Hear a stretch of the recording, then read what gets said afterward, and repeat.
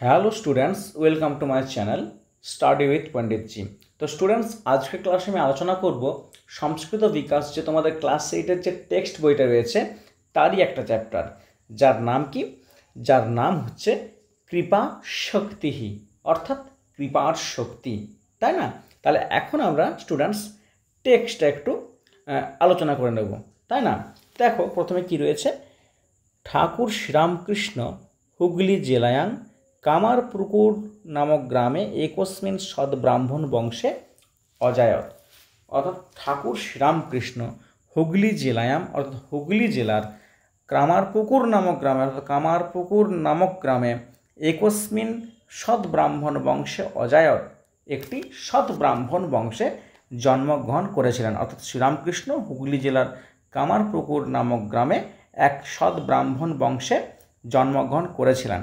ঠিক আছে, এখানে দেখো নস্যা আছে, এটা কিন্তু তস্য হবে, ত হবে, ভুল আছে এটা, ঠিক আছে। তস্য পিতা শ্রীযুক্ত ক্ষুদিরাম চট্টোপাধ্যায় অতীব নিষ্ঠাবান ব্রাহ্মণ আसीत्।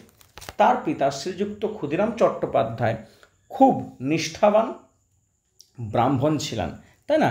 ঠাকুর শ্রীরামকৃষ্ণস্য বাল্যাদেব গদাধর নাম आसीत्। তাহলে ঠাকুর শ্রীরামকৃষ্ণের বাল্যকাল থেকে তার নাম গদাধর ছিল, তাই না? অর্থাৎ তার বাল্যকালের নাম বা বাল্য নাম ছিল গদাধর।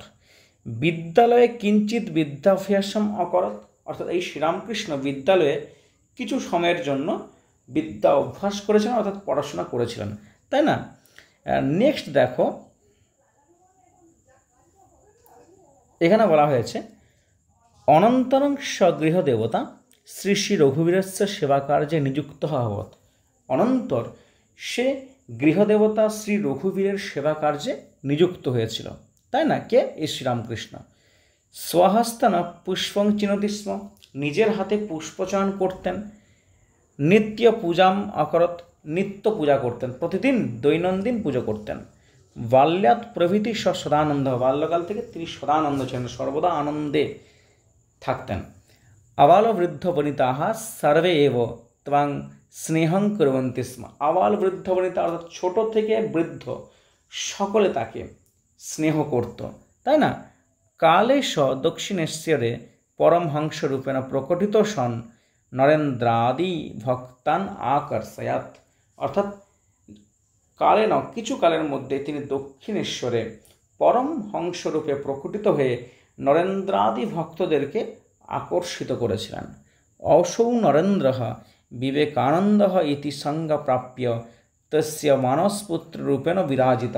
এই নরেন্দ্রই কিন্তু বিবেকানন্দ সংজ্ঞা প্রাপ্তি করে বা বিবেকানন্দ নামে অভিহিত হয়ে তার মানসপুত্র রূপে বিরাজিত হয়েছিল।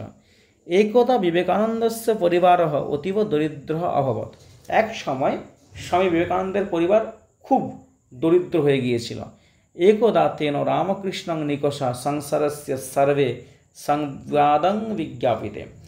এক সময় বিবেকানন্দ শ্রীরামকৃষ্ণকে বা শ্রীরামকৃষ্ণের নিকটে সংসারের সমস্ত সংবাদ জানিয়েছিলেন। রামকৃষ্ণ এবং অবতত রামকৃষ্ণ বলেছিলেন, ত্বং মাতুঃ সমীপে সর্বং সংবাদং নিবেদয়। তুমি মায়ের সমীপে অর্থাৎ কালী মাতার সমীপে সকল সংবাদ প্রেরণ করো, অর্থাৎ সকল সংবাদ তুমি জানাও, তুমি মায়ের কাছে যাও, তাই না? এরপর বলেছে তৎশ্রুত্বা বিবেকানন্দ মাতুঃ সমীপে এ সকাশে অগমত। তা শুনে বিবেকানন্দ মায়ের কাছে বা মায়ের সমীপে গিয়ে গেল। কিন্তু ইয়ৎ বক্তুম অগচ্ছত তন্ন নিবেদিতুম শক্যত স্ম। কিন্তু তিনি যা বলতে গিয়েছিলেন তিনি তা কিন্তু বলতে পারলেন না, নিবেদন করতে পারলেন না মায়ের কাছে। পরন্তু বৈরাগ্যং জ্ঞানং ভক্তিঞ্চ অজায়ত। অপরন্তু কী করলেন? তিনি বৈরাগ্য জ্ঞান ভক্তি যাচনা করলেন। তদা স শ্রীরামকৃষ্ণস্য সমীপে প্রত্যাগত। তখন সে শ্রীরামকৃষ্ণের সমীপে ফিরে এলেন।